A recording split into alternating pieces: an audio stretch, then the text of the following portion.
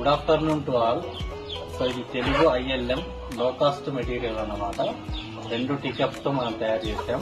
ఒక tea cup పైన సరళ గుణింత అక్షరాలు రాసాం. ఇంకో టీ కప్ పైన మనం ఏదైతే ద్విత్వాక్షరాన్ని పరిచయం చేస్తున్నామో దానికి సంబంధించిన ఉత్వాక్షరాలు ఇక్కడ రాసాము. సో దీన్ని రొటేట్ చేయడం ద్వారా మనకి ద్విత్వాక్షర పదాలు అనేవి వస్తాయి. సో ఏ విధంగా పిల్లలు ద్విత్వాక్షర పదాలు నేర్చుకుని చదువుతారో ఒకసారి చూద్దాం. అక్క, నక్క, చెక్క, నక్క,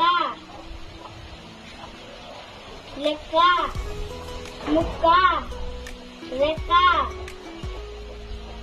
లెక్క, పక్క, అక్క. ఈ విధంగా మనం ద్విత్వాక్షర పదాలు విద్యార్థులకు నేర్పించవచ్చు. Thank you. Hi, I am Chinari. Hi, I am Ashwita. అక్క,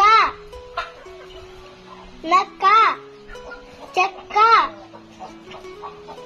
నక్క, లెక్క,